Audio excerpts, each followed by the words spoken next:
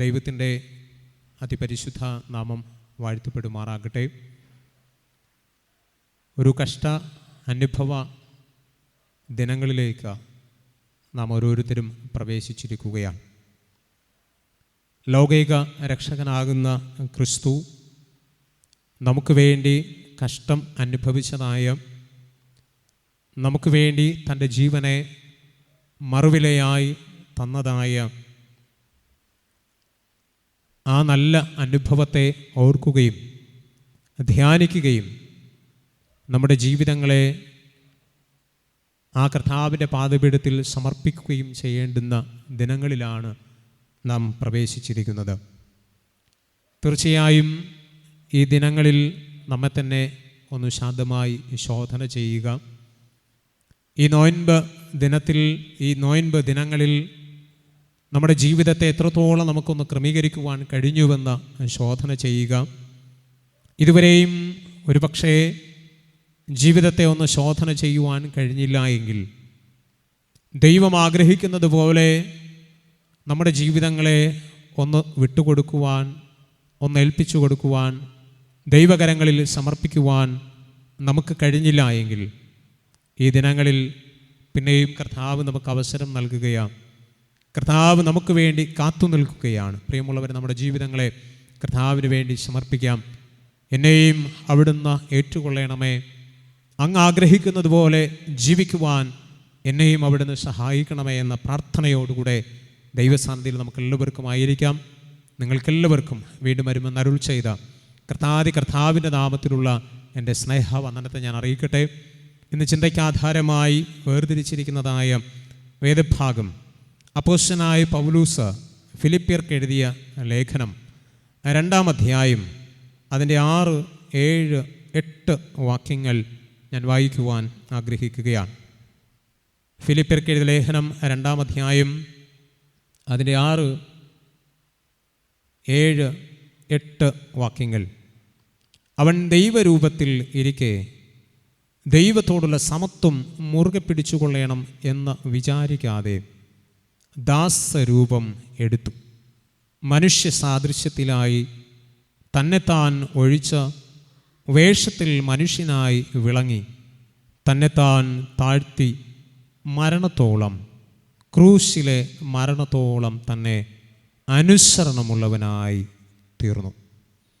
നമുക്ക് ഈ ദിനത്തിൽ ചിന്തിക്കുവാനായി നൽകിയിരിക്കുന്നതായ ചിന്താവിഷയം കുരിശ് മശിഹാ യുഗത്തിൻ്റെ പുതിയ ദർശനം എന്നുള്ളതാണ്. കുരിശ് മശിഹാ യുഗത്തിൻ്റെ പുതിയ ദർശനം. നാം ഇപ്പോൾ വായിച്ചു കേട്ടതായ ആ വേദഭാഗം പഠിക്കുമ്പോൾ ക്രിസ്തുവിൻ്റെ വരവിലൂടെ നമുക്ക് ലഭ്യമായ ദർശനത്തെക്കുറിച്ചാണ് ആ ഭാഗത്ത് നമുക്ക് പഠിക്കുവാൻ കഴിയുന്നത്. ക്രിസ്തുവിൻ്റെ വരവിലൂടെ, ഇല്ലായെങ്കിൽ മശിഹായെ കാത്തിരുന്ന സമൂഹത്തിൽ മശിഹ എഴുന്നള്ളിയപ്പോൾ മശിഹായിലൂടെ ലഭ്യമായ ദർശനത്തെക്കുറിച്ചാണ് ഈ ഭാഗത്തിൽ ഫിലിപ്പിയർക്ക് എഴുതിയ ലേഖനം 2-ാം അധ്യായം അതിൻ്റെ 6, 7, 8 വാക്യങ്ങളിൽ നാം വായിച്ച് കേൾക്കുവാനിടയായത്. മശിഹായി ഭൂമിയിൽ മനുഷ്യ വേഷം എടുത്ത സ്വർഗത്തിലെ സകല മഹിമകളും വെടിഞ്ഞ് ഈ ഭൂമിയിൽ അവതരിച്ചതായ ദർശനത്തെ ആ ഭാഗത്ത് നമുക്ക് കാണുവാനായിട്ട് കഴിയും. ക്രൂശിലെ മരണത്തോളം അവസാനത്തോളം അനുസരണമുള്ളവനായി തീർന്നതായ ദർശനത്തെ യേശുവിൻ്റെ ജീവിതത്തിൽ നമുക്ക് കാണുവാനായി സാധിക്കും. എന്നാൽ തൊട്ട് താഴോട്ടുള്ള 9 തുടങ്ങി 1-2 വാക്യങ്ങളിൽ നമ്മെ പഠിപ്പിക്കുന്നത് കർത്താവിൻ്റെ ക്രൂശീകരണത്തിലൂടെ ക്രൂശ് നമുക്ക് നൽകുന്നതായ പുതിയ ദർശനത്തെക്കുറിച്ചാണ്. ഇന്ന് നമ്മൾ ചിന്തിക്കുവാനായി പോകുന്നത് ആ ദർശനങ്ങളെക്കുറിച്ചാണ്. ക്രൂശ് നമുക്ക് നൽകുന്നതായ ആമേൻ ദർശനം, മശിഹാ യുഗത്തിൽ നൽകുന്ന പുതിയ ദർശനങ്ങളെക്കുറിച്ചാണ്. 3 ചിന്തകൾ നിങ്ങളുടെ ശ്രദ്ധയിൽ കൊണ്ടുവരുവാനായിട്ട് ഞാൻ ആഗ്രഹിക്കുകയാണ്. ഒന്ന്, അതിൻ്റെ 9-ാമത്തെ വാക്യം. ഫിലിപ്പിയർക്ക് ലേഖനം 2-ാം അധ്യായം അതിൻ്റെ 9-ാമത്തെ വാക്യം. അവിടെ ഇങ്ങനെ പഠിപ്പിക്കുന്നു: അവനെ ഏറ്റവും ഉയർത്തി, അതുകൊണ്ട് ദൈവം അവനെ ഏറ്റവും ഉയർത്തി സകല നാമത്തിനും മേലായ നാമം നൽകി. ഈ മശിഹാ യുഗത്തിൽ ക്രൂശ് നമുക്ക് നൽകുന്ന ഒരനുഗ്രഹിക്കപ്പെട്ട ദർശനമാണ് പൂർണ്ണ പ്രതിഫലം എന്ന ദർശനം. ഹല്ലേലൂയ. ക്രൂശ് നമുക്ക് നൽകുന്നതായ ഒരു മനോഹരമായ ദർശനമാണ് ക്രൂശ് സഹിച്ചാൽ എന്തുണ്ട്? പൂർണ്ണ പ്രതിഫലം ഉണ്ട്. ഇവിടെ ക്രിസ്തുവിനെ കുറിച്ച് നമ്മെ പഠിപ്പിക്കുന്നത് ക്രിസ്തു ക്രൂശിനെ സഹിക്കുവാനിടയായി പിതാവായി ദൈവത്തിൻ്റെ സേവ അവസാനത്തോളം അനുസരണത്തോടെ ചെയ്ത് പൂർത്തിയാക്കപ്പെട്ടപ്പോൾ എന്താ കർത്താവിന് വന്നു ഭവിക്കുന്നത്? എന്താണ് യേശുവിന് ലഭ്യമായതായ നന്മ? അവിടെ പഠിപ്പിക്കുന്നു, അതുകൊണ്ട് ദൈവവും അവനെ ഏറ്റവും ഉയർത്തി. അല്ലേ? എത്രത്തോളം ഉയർത്തുവാൻ കഴിയുമോ അത്രത്തോളം ഏറ്റവും ഉയർത്തി സകല നാമത്തിനും മേലായ നാമം നൽകി. പൂർണ്ണ പ്രതിഫലം. പ്രിയമുള്ളവരെ, ക്രൂശ് ഉണ്ടുവോ അതിൻ്റെ പിന്നാലെ എന്തുണ്ട്? പ്രതിഫലവും ഉണ്ട് എന്നത് ഈ ഭാഗം നമുക്ക് നൽകുന്ന മനോഹരമായൊരു ദർശനമാണ്. ക്രൂശ് ഉണ്ടുവോ അതിൻ്റെ പിന്നിൽ നമുക്ക് വേണ്ടുന്നതായ പ്രതിഫലവും തമ്പുരാൻ കരുതി വച്ചിട്ടുണ്ട്. വിശുദ്ധ മത്തായി എഴുതിയ സുവിശേഷം 5-ാം അധ്യായം അതിൻ്റെ 11-12 വാക്യങ്ങളിൽ ഇങ്ങനെ നമ്മെ പഠിപ്പിക്കുന്നു, എൻ്റെ നിമിത്തം നിങ്ങളെ പഴിക്കുകയും ഉപദ്രവിക്കുകയും നിങ്ങളെ കൊണ്ട് എല്ലാ തിന്മയും കളവായി പറയുകയും ചെയ്യുമ്പോൾ നിങ്ങൾ ഭാഗ്യവാന്മാർ. പിന്നെ പഠിപ്പിക്കുന്നു, സ്വർഗത്തിൽ നിങ്ങളുടെ പ്രതിഫലം വലുതാകൊണ്ട് സന്തോഷിപ്പിൻ. അല്ലേ? എന്താ 11-ാമത്തെ വാക്യത്തിൽ പഠിപ്പിച്ചത്? കർത്താവ് ഇങ്ങനെ നമ്മോട് പറയുകയാ, എൻ്റെ നിമിത്തം നിങ്ങളെ പഴിക്കുകയും ഉപദ്രവിക്കുകയും നിങ്ങളെ കൊണ്ട് എല്ലാ തിന്മയും കളവായി പറയുകയും ചെയ്യുമ്പോൾ നിങ്ങൾ ഭാഗ്യവാന്മാർ. എന്തുകൊണ്ട്?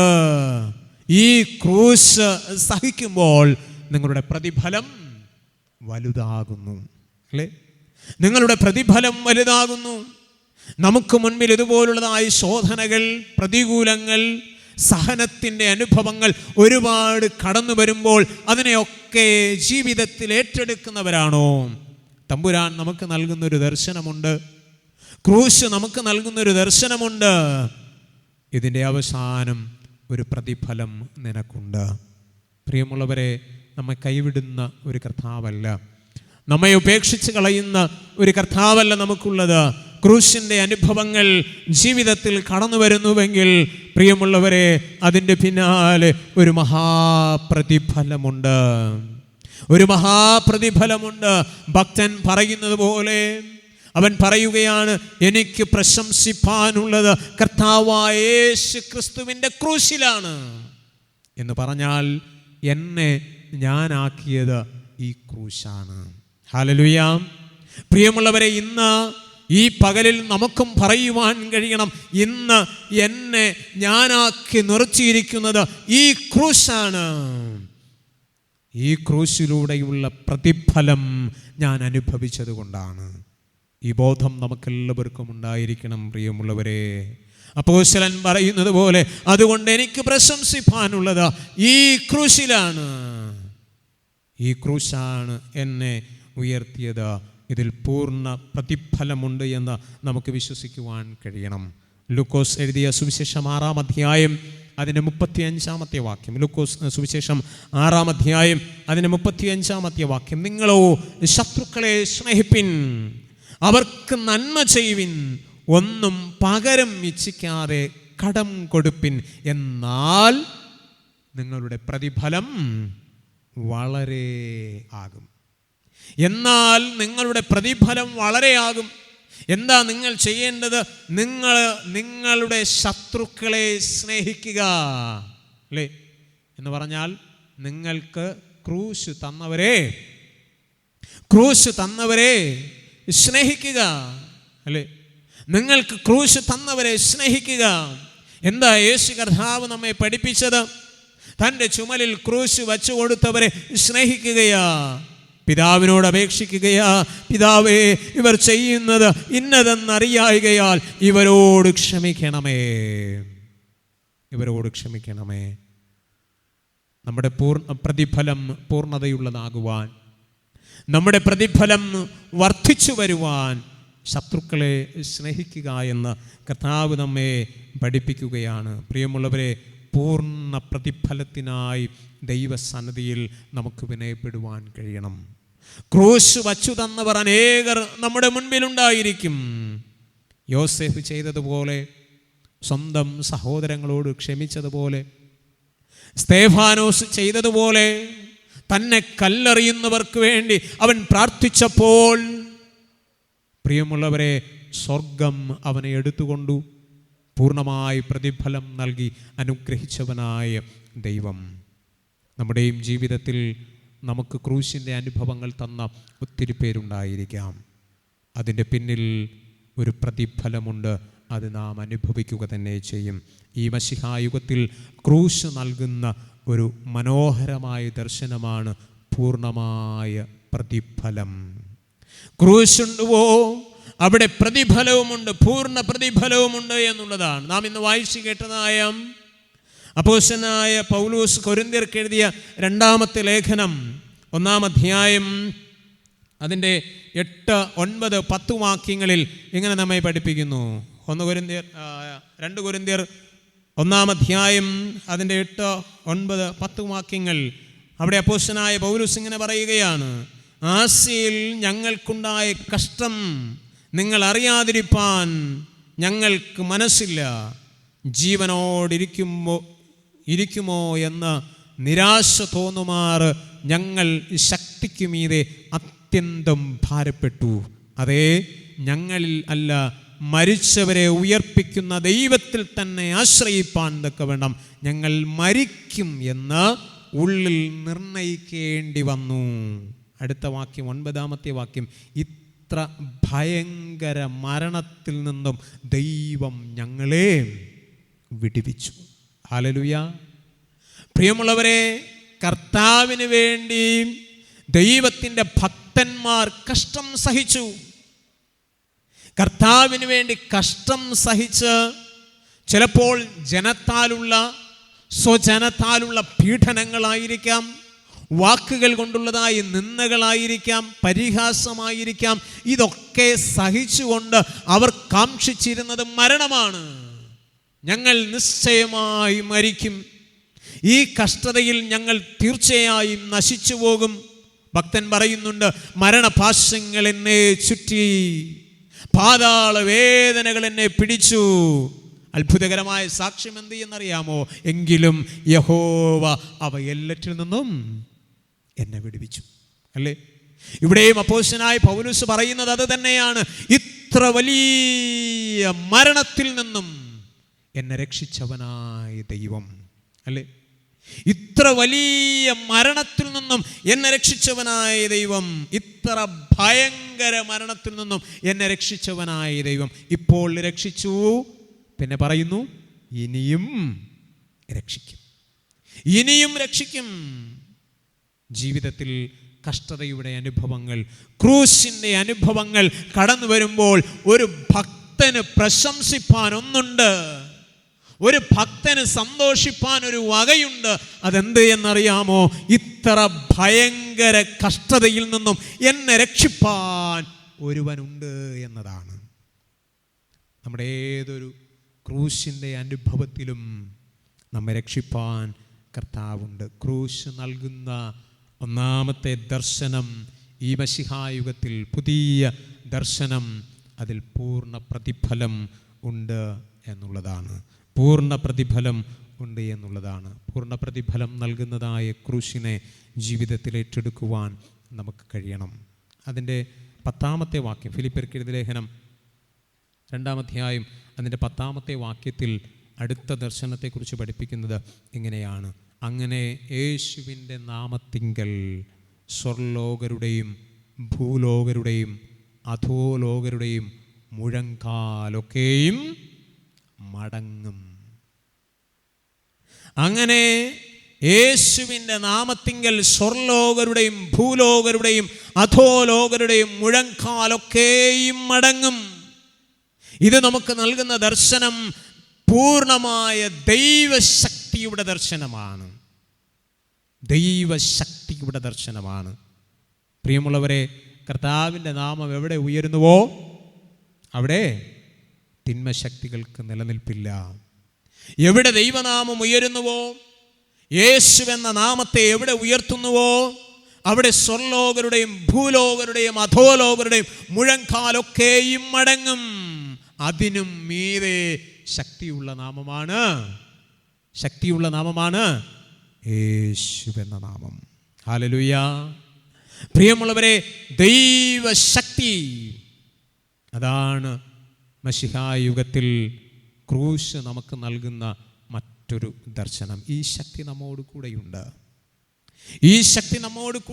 ഈ ലോകം നമുക്ക് തിന്മ തന്നു എന്ന് വന്നേക്കാം, ഈ ലോകം നമ്മെ ഒറ്റപ്പെടുത്തി എന്ന് വന്നേക്കാം. പക്ഷേ നമ്മെ ഒറ്റയ്ക്ക് വിടാതെ നമ്മെ ശക്തീകരിക്കുന്ന കർത്താവിൻ്റെ കരം എപ്പോഴും നമ്മോട് കൂടെയുണ്ട്.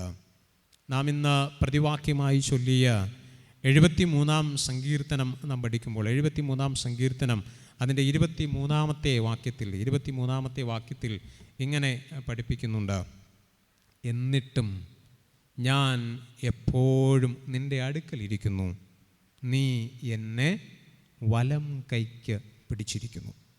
73-ാം സങ്കീർത്തനം ഇതിനു മുൻപും ഞാൻ പറഞ്ഞിട്ടുള്ളതാണ്. ആസാഫിൻ്റെ സങ്കീർത്തനം. ആസാഫിനെ കുറിച്ച് ഈ വേദഭാഗത്തിൽ രേഖപ്പെടുത്തിയിരിക്കുന്നത്, അവൻ്റെ ജീവിതത്തിൽ ചില പ്രതികൂലങ്ങൾ, ശോധനകൾ കടന്നു വന്നു. അവൻ ദുഷ്ടന്മാരുടെ ഉയർച്ചയും അവർ അനുഭവിക്കുന്ന നന്മകളും കണ്ട് അവരോട് അസൂയപ്പെടുകയാണ്. ദുഷ്ടന്മാർ, ദുഷ്ടത പ്രവർത്തിക്കുന്നവർ നിത്യം സമ്പത്ത് വർദ്ധിപ്പിക്കുന്നു. അവർക്ക് ഒരു രോഗവുമില്ല, ഒരു പ്രയാസവുമില്ല, അവർക്കെല്ലാം ഉണ്ട്. എൻ്റെ ജീവിതത്തിൽ ഇതാ കഷ്ടത മാത്രം. ആസാഫ് ചിന്തിക്കുകയാണ്, എൻ്റെ ജീവിതത്തിൽ ഇതാ ശോധന മാത്രം. എന്നിട്ട് അവൻ എങ്ങനെ ചിന്തിക്കുകയാ? അതുകൊണ്ട് തന്നെ കുറ്റമില്ലായ്മയിൽ എൻ്റെ കൈകളെ ഞാൻ കഴുകിയത് വെറുതെ, ഞാൻ മാനസാന്തരപ്പെട്ടത് വെറുതെ, ദുഷ്ടനായി തന്നെ ജീവിച്ചാൽ മതിയായിരുന്നു എന്നൊക്കെ ഈ ആസാവ് ചിന്തിപ്പാനിടയായി. ഇവിടെ പറയുന്നത് എന്ത് എന്നറിയാമോ? എന്നിട്ടും, അല്ലേ, കഷ്ടതയുടെ നടുവിൽ ദൈവത്തെ ഞാൻ ചോദ്യം ചെയ്തിട്ടും, ഞാൻ ഇങ്ങനെയൊക്കെ ചിന്തിച്ചിട്ടും എന്നെ അവൻ എന്ത് ചെയ്യുന്നു? വലത് കൈക്ക് പിടിച്ചിരിക്കുന്നു. പ്രിയമുള്ളവരെ, പലപ്പോഴും നമ്മളും ദൈവസന്നിധി വിട്ട് അകന്നു പോയവരാ. പലപ്പോഴും നമ്മളും ചോദ്യം ചെയ്തവരാ. ഇന്നും വീണുപോകാതെ നിൽക്കുന്നുവെങ്കിൽ ആരുമറിയാതെ തമ്പുരാൻ നമ്മെ വലം കൈക്ക് പിടിച്ചിരിക്കുന്നത് കൊണ്ടാ. ആ ശക്തി ഇന്ന് നമുക്ക് തിരിച്ചറിയുവാൻ കഴിയണം. പ്രിയമുള്ളവരെ, ഈ ഭൂമിയിൽ സ്വന്തം സഹോദരനെ നാം കുറ്റപ്പെടുത്തുമ്പോൾ, സ്വന്തം സഹോദരൻ്റെ നേരെ ചോദ്യമുയർത്തുമ്പോൾ അവർ നമ്മെ വിട്ടകന്നു പോകും.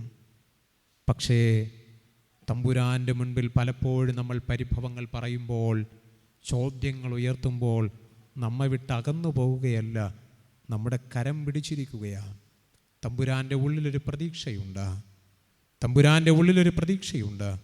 ഞാൻ ഇവൻ്റെ കഷ്ടതയ്ക്കും കൂടി വേണ്ടിയ ക്രൂശിനെ ഏറ്റെടുത്തതാ. ഇന്നല്ല എങ്കിൽ നാളെ അവനത് മനസ്സിലാക്കി മടങ്ങി വരും. പ്രിയമുള്ളവരെ, നമുക്ക് വേണ്ടി ക്രൂശ് സഹിച്ച് ആ ശക്തിയെ നമ്മുടെ മേൽ പകർന്നവനായ ദൈവം, നമുക്ക് വേണ്ടി രോഗം ശീലിച്ചവൻ, നമുക്ക് വേണ്ടി ക്രൂശിനെ ചുമന്നവൻ, നമുക്ക് വേണ്ടി വസ്ത്രം കീറപ്പെട്ടവൻ, നമുക്ക് വേണ്ടി തലയിൽ മുൾക്കിരീടം ചൂടപ്പെട്ടവൻ, എന്തിനു വേണ്ടിയാ? ആ ശക്തിയെ നമ്മിലേക്ക് പകരുവാൻ. ഇതുപോലുള്ളതായ അനുഭവങ്ങൾ ജീവിതത്തിൽ കടന്നു വരുമ്പോൾ നിങ്ങൾ തളർന്നു പോകാതിരിക്കുവാൻ നിങ്ങൾ വീണുപോകാതിരിക്കുവാൻ ദൈവത്തോട് പറ, കർത്താവേ, എൻ്റെ ജീവിതത്തിൽ ശോധനകൾ വരുമ്പോൾ ചോദ്യം ചെയ്ത് അകന്നു പോകുന്ന അനുഭവത്തിലല്ല, എന്നെ വലം കൈക്ക് പിടിച്ചിരിക്കുന്ന കർത്താവിനെ അറിഞ്ഞുകൊണ്ട് ആ ശക്തിക്ക് മുൻപിൽ കീഴ്പ്പെടുവാൻ എന്നെ സഹായിക്കണമേ, എന്നെ സഹായിക്കണമേ. ലോകം എനിക്ക് കഷ്ടതകൾ തരുമ്പോൾ ഞാൻ ലോകത്തെ ഓർക്കുന്നില്ല. ഞാൻ ആ കർത്താവിനെ നോക്കി യാത്ര ചെയ്യുവാൻ എന്നെ അവിടെ നിന്ന് സഹായിക്കണമേ. സാധു കൊച്ചു ഉപദേശി സുവിശേഷ ഘോഷണം കഴിഞ്ഞ് വീട്ടിലേക്ക് വരുമ്പോൾ തൻ്റെ മകൻ മരിച്ചു കിടക്കുകയാണ്. ഒരു വലിയ ജനസമൂഹം ചുറ്റും ഇങ്ങനെ നോക്കി നിൽക്കുകയാണ്. ഈ ജനസമൂഹം ഇങ്ങനെ നോക്കി നിൽക്കുമ്പോൾ പാവപ്പെട്ട ഉപദേശി ഭവനത്തിലേക്ക് വന്നു. കാര്യം മനസ്സിലാക്കി തൻ്റെ മകൻ മരണപ്പെട്ടു പോയി.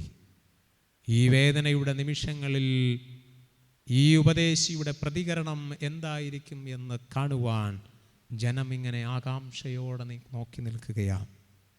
ഈ വേദനയുടെ നിമിഷങ്ങളിൽ കർത്താവിനെ ഉയർത്തിപ്പിടിച്ചതായ, കർത്താവിനെ സാക്ഷിച്ചതായ ഈ പാവപ്പെട്ട പ്രസംഗിയാർ എന്ത് ചെയ്യുമെന്ന് കാണുവാൻ ജനമാകാംക്ഷയോടെ കാത്തു നിൽക്കുകയാണ്. എന്തായിരുന്നു ആ പാവപ്പെട്ട ഉപദേശിയുടെ പ്രതികരണമെന്നറിയാമോ?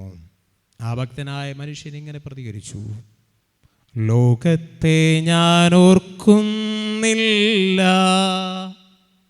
കഷ്ടനഷ്ടം ഓർക്കുന്നില്ല, ലോകത്തെ ഞാൻ ഓർക്കുന്നില്ല, കഷ്ടനഷ്ടം ഓർക്കുന്നില്ല. എപ്പോൾ എൻ്റെ കർത്താവിനെ ഒന്നു കാണാമെന്നേ ഉള്ളൂ, എപ്പോൾ എൻ്റെ കർത്താവിനെ ഒന്നു കാണാമെന്നേ ഉള്ളൂ. ദുഃഖത്തിൻ്റെ പാനപാത്രം കർത്താവെൻ്റെ കയ്യിൽ തന്നാൽ സന്തോഷത്തോടതു വാങ്ങി ഹല്ലേലൂയ പാടിയിടും ഞാൻ, സന്തോഷത്തോടതു വാങ്ങി ഹല്ലേലൂയ പാടിയിടും ഞാൻ. സ്വന്തം മകൻ മരിച്ചു കിടക്കുമ്പോൾ ഹല്ലേലൂയ പറയുന്ന ഒരപ്പൻ. ഇതായിരുന്നു ജനം നോക്കി നിൽക്കെ ആ പാവപ്പെട്ട ഉപദേശിയുടെ പ്രതികരണം. എങ്ങനെ സാധിച്ചു? ഇതെങ്ങനെ സാധിച്ചു? ഇതായിരുന്നു ക്രൂശ് നൽകിയതായ ശക്തി. ക്രൂശ് നൽകിയതായ ശക്തി. കഷ്ടത സഹിക്കുന്ന മനുഷ്യൻ ഭാഗ്യവാൻ, തകർന്നു പോകത്തില്ല. കഷ്ടതകൾ ജീവിതത്തിൽ കടന്നു വരാം. ലോകം നിന്നെ നോക്കി നിൽക്കും, ഇതെന്താ ചെയ്യുവാൻ പോകുന്നത്. അവരുടെ മുൻപിൽ ഹല്ലേലൂയ പറയുവാൻ ദൈവം തമ്പുരാൻ നിങ്ങളെ ബലപ്പെടുത്തുന്നുവെങ്കിൽ ഓർക്കുക, ഈ ശക്തി നമുക്ക് വന്നത് ആ ക്രൂശിൽ നിന്നുമാ. ഹല്ലേലൂയ. ഈ ശക്തിയെ നമുക്ക് ജീവിതത്തിൽ ഏറ്റെടുക്കുവാൻ കഴിയണം. ലോകത്തെ ഓർത്ത് ഭാരപ്പെടുന്ന അനുഭവത്തിലല്ല, ക്രൂശിനെ നോക്കി യാത്ര ചെയ്യുവാൻ നമുക്ക് കഴിയണം. ഈ മശിഹായുഗത്തിൽ ക്രൂശ് നൽകുന്ന ഒന്നാമത്തെ ദർശനം പൂർണ്ണ പ്രതിഫലമുണ്ട്. രണ്ടാമത്തെ ദർശനം ദൈവശക്തിയാണ്. മൂന്നാമത്തെ ദർശനം അതിൻ്റെ 11-ാമത്തെ വാക്യം. ഫിലിപ്പിയർക്കെഴുതിയ ലേഖനം 2-ാം അധ്യായം അതിൻ്റെ 11-ാമത്തെ വാക്യം. അവിടെ പഠിപ്പിക്കുന്നു, എല്ലാ നാവും യേശു ക്രിസ്തു കർത്താവ് എന്ന പിതാവായ ദൈവത്തിൻ്റെ മഹത്വത്തിനായി ഏറ്റുപറയുകയും ചെയ്യേണ്ടി വരും. 1-2 പേരുടെ നാവല്ല, അല്ലേ? അവിടെ പഠിപ്പിക്കുന്നത് ചിലരുടെ നാവെന്നല്ല, പിന്നെയോ എല്ലാ നാവും. ഇതൈക്യതയുടെ ദർശനം. ഇതൈക്യതയുടെ ദർശനം. പ്രിയമുള്ളവരെ, ക്രൂശ് നമുക്ക് നൽകുന്നത് ഐക്യതയുടെ ദർശനമാണ്. ഒരു സഭയ്ക്ക് വേണ്ടി മാത്രമല്ല ക്രിസ്തു ക്രൂശ് സഹിച്ചത്. ഒരുവന് വേണ്ടി മാത്രമല്ല ക്രൂശ് സഹിച്ചത്, പിന്നെയോ സകലർക്കും വേണ്ടിയാ. സകലർക്കും വേണ്ടിയാ. പ്രിയമുള്ളവരെ, പലരെയും നമ്മൾ അകറ്റി നിർത്തുമ്പോൾ, പലരെയും നമ്മൾ കുറ്റം വിധിച്ച് മാറ്റി നിർത്തുമ്പോൾ ഒന്നോർക്കണം, എനിക്ക് വേണ്ടി ക്രൂശ് സഹിച്ച കർത്താവുണ്ടല്ലോ, എനിക്ക് വേണ്ടി മാത്രം ആയിരുന്നില്ല, ഞാനിപ്പോൾ മാറ്റി നിർത്തിയ ഇവനും വേണ്ടി കൂടിയായിരുന്നു, ഈ വ്യക്തിക്കും കൂടി വേണ്ടി ആയിരുന്നുവെന്ന് തിരിച്ചറിയുവാൻ നമുക്ക് കഴിയണം. പലപ്പോഴും പ്രിയമുള്ളവരെ, പലരെയും നമ്മൾ വെറുക്കാറുണ്ട്, പലരെയും നമ്മൾ കുറ്റം പറഞ്ഞ് മാറ്റി നിർത്താറുണ്ട്. കർത്താവ് നമ്മെ കാണിച്ചതായ ഐക്യതയുടെ ദർശനത്തെ നമുക്ക് ഏറ്റെടുക്കുവാനായിട്ട് കഴിയണം. ഗലാത്യർക്ക് എഴുതിയ ലേഖനം 3-ാം അധ്യായം അതിൻ്റെ 27-28 വാക്യങ്ങളിൽ ഇങ്ങനെ നമ്മെ പഠിപ്പിക്കുന്നു: ക്രിസ്തുവിനോട് ചേരുവാൻ സ്നാനം ഏറ്റിരിക്കുന്ന നിങ്ങൾ എല്ലാവരും ക്രിസ്തുവിനെ ധരിച്ചിരിക്കുന്നു. അല്ലേ? ക്രിസ്തുവിനോട് ചേരുവാൻ സ്നാനമേറ്റിരിക്കുന്ന നിങ്ങൾ എല്ലാവരും ആരെ ധരിച്ചിരിക്കുന്നു? ക്രിസ്തുവിനെ ധരിച്ചിരിക്കുന്നു. അപ്പോൾ ക്രിസ്തുവിനോട് ചേരുവാൻ സ്നാനമേറ്റ ഒരു മനുഷ്യനെ നമ്മൾ അകറ്റി നിർത്തുമ്പോൾ ക്രിസ്തുവിനെ ധരിച്ച ഒരുവനെയാ അകറ്റി നിർത്തുന്നത് എന്ന ബോധം നമുക്കുണ്ടാകണം. പ്രിയമുള്ളവരെ, ജീവിതത്തിൻ്റെ കൺമുൻപിൽ വേദനകൾ അനുഭവിക്കുന്ന ഒരു സമൂഹത്തെ നാം കാണുമ്പോൾ ഓർക്കുക, ഇവനും ക്രിസ്തുവിനെ ധരിച്ചവനാ, എന്നെ പോലെ ക്രിസ്തുവിനെ ധരിച്ചവനാ. അവനെയും ഏറ്റുകൊള്ളുവാൻ എനിക്ക് മനസ്സുണ്ടാകണം. 28-ാമത്തെ വാക്യത്തിൽ ഇങ്ങനെ പഠിപ്പിക്കുന്നു: അതിൽ യഹൂദനും യവനനും എന്നില്ല, ദാസനും സ്വതന്ത്രനുമെന്നില്ല, ആണും പെണ്ണുമെന്നുമില്ല, നിങ്ങളെല്ലാവരും ക്രിസ്തുവേശുവിൽ ഒന്നത്രേ. ഒരു ഭവനത്തിൽ പാർക്കുന്ന നിങ്ങൾ എല്ലാവരും ഒന്നാണ്. ഒരു സഭയിലിരുന്ന് ആരാധിക്കുന്ന നിങ്ങൾ എല്ലാവരും ഒന്നാണ്. ഒരു ദേശത്തിൽ പാർക്കുന്ന നിങ്ങളെല്ലാവരും ഒന്നാണ്. ഈ ചിന്ത നമ്മുടെ ജീവിതത്തിൽ ഉണ്ടാകട്ടെ. ക്രൂശ് ഈ മശിഹായുഗത്തിൽ നമുക്ക് നൽകുന്ന ദർശനം, നമ്മളെല്ലാവരും ഒന്നാണ്. എല്ലാ നാവും യേശു കർത്താവ് എന്ന് ഏറ്റുപറയേണ്ടി വരും. നാം എല്ലാവരും ഒന്നാണ്. വിശുദ്ധ ലൂക്കോസ് സുവിശേഷം 23:45 വാക്യം. എന്താ അവിടെ സംഭവിച്ചത്? ദേവാലയ മന്ദിരത്തിലെ തിരശ്ശീല നടുവേ ചിന്തിപ്പോയി, വേർപാട് എന്ന നടുച്ചുമർ ഇടിയപ്പെട്ടിരിക്കുകയാണ്. നമുക്കിടയിലെ വേർപാട് മാറ്റപ്പെട്ടു. നാമെല്ലാവരും ഒന്നാണ്. ഈ ദർശനത്തെ ജീവിതത്തിൽ നമുക്ക് ഏറ്റെടുക്കുവാൻ കഴിയണം. ഈ മശിഹായുഗത്തിൽ കർത്താവ് ക്രൂശിലൂടെ നമുക്ക് നൽകിയ 3 ദർശനങ്ങൾ: 1 പൂർണ്ണ പ്രതിഫലം, 2 ദൈവശക്തി, 3 ഐക്യതയുടെ ദർശനം. ഈ ദർശനങ്ങളെ ജീവിതത്തിൽ ഏറ്റെടുത്തുകൊണ്ട് ജീവിതത്തിൽ മുന്നേറുവാൻ ദൈവം തൻ്റെ പരിശുദ്ധ ആത്മാവിനാൽ നമ്മെ ഓരോരുത്തരെയും സഹായിക്കുമാറാകട്ടെ. ആമേൻ.